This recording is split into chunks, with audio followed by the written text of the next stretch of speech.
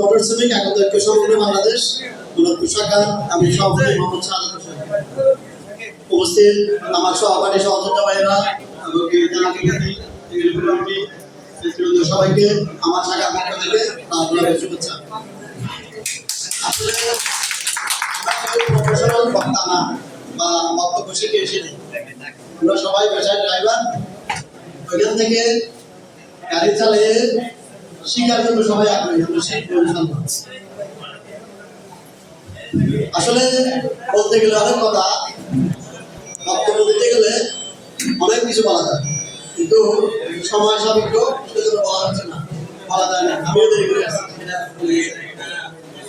আসলে অত্যন্ত খুব নিয়ে একটা কথা বলতে চাই আমি। আমরা যারা এই সংগঠনের দায়িত্ব নিয়েছি, আপনারা যারা সদস্য, আমি মনে করি অনেক ভালো আছে। কারণ আমরা যারা দায়িত্ব নিয়েছি, দায়িত্ব নেওয়ার পরে আমরা দায়বদ্ধ হয়ে গেছি। দায়বদ্ধ কিরকম, আমি ছোট্ট একটা ঘটনা বলি। এই সংগঠনে কেউ কাউকে বাধা দিয়ে চালায় না, সবাই নিজ অর্থায়নে চলে। প্রত্যেকটা শাখা, কেন্দ্রীয় বলেন যারা বলেন, সবাই নিজ অর্থায়নে চলে। আমি যে রাত 2টার সময় একটা বয়স দিলাম, একটা ফোন করলাম, ভাই আপনার শাখা আমি বেঁধে গেছি, আমাকে উদ্ধার করো। তো আমি আপনার মতো ভাই গাড়ি চালায় ভাত খাই, আমার কোনো ওই রাজার গোলা নাই, ওইখান থেকে আনবো আর খাবো, আপনাকে আপনার বয়স দিলে চলে যাবো। কিন্তু আমি যে রাস্তা আপনারাই করছি, এটা আগে দেখতে হবে। নিজে অন্যায় করে বয়স দেয়, ভাই আমার মানে মারা গেছে, আমার এই করছে কিন্তু আমার রাস্তা গিয়ে দেখি উল্টো।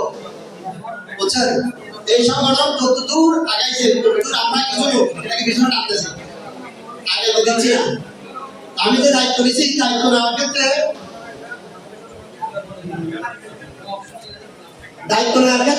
আমি কোনো অন্যায় করি নাই। আমি কেন দায়িত্ব নিয়েছি, আপনি আমার জায়গায় আসবেন, এসে দায়িত্বটা বুঝে নেবেন, বুঝে নিয়ে দেখবেন কতটুকু যান, কতটুকু দিদা, কতটুকু এটা। কিন্তু আমরা যারা সদস্য এমন কিছু কাজ করি, মানে বললে অনেকের গায়ে লাগবে এখানে, কিন্তু বলা যাবে না। সংগঠনকে আগাইতে হবে, সংগঠনকে ধরে রাখতে হবে। তো আমি একটা কথা বলতে চাই, আমরা যারা এই কাজগুলো করি, রাস্তায় একটা কথা আমার মাথায় রাখবো, সবসময় নিজের সতর্ক হবো, অন্যকে সতর্ক রাখবো, নিজে ভালো থাকবো, অন্যকে ভালো থাকতে দেবো।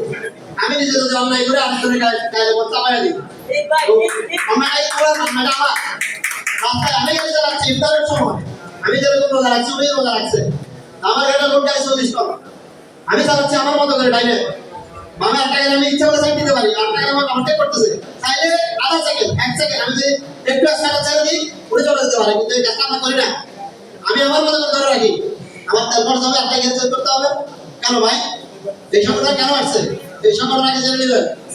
এটাতে ঢুকতে হলে আপনাকে ভদ্র হতে হবে, মানতে হবে, মানাতে হবে। কিন্তু আমরা এগুলো মানি না।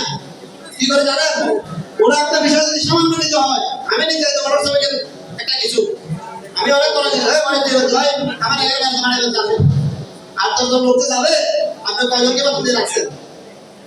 আপনার কি বিবেক নাই? আপনি যারা গাড়ি চালা বাদ খান, যারা আপনার জন্য দূরে উড়ায় গাড়ি চালা বাদ খান, রাত 2টা-3টার সময় আপনাদের জন্য দূরে গেছি, কিন্তু বিনিময়ে আমরা কি পাইতেছি? মালিক সমিতি দ্বারা আমরা এখন নির্যাতিত, গতকালকে আমরা জিততে হয়েছি, পীড়িত হয়েছি মালিক সমিতি দ্বারা, ফেডারেশন দ্বারা। সারা রাত বলছেন গেলে ওরা মালিককে বলছে যে ভাই এখন আমি ইফতারের উপরে আসবো, উনি অনেক কিছু বলছে। আর তোমার সঙ্গে উনি আসে কি বল জানেন, নির্যাতিত মায়ের বলেছি 2 বছর ওরা ওইখান থেকে উনি গাড়ি নিয়ে গেছে। আমরা এখানে কি করলাম, কিছুই করতে পারি নাই। কেন? আমাদের এই সদস্যের কারণে। উনি আমাদের সাথে কমিটমেন্ট আছে একটা, যে ভাই এভাবে আমি আছি, ওনার জন্য আমরা সামনে আসছিলাম, সকালবেলা আমরা আসছি, কিন্তু বিনিময়ে আমরা কিছু পাই নাই। কিভাবে জানেন, অপবাদ পাইছি, কি করছে আমার কিছু করতে পারবে।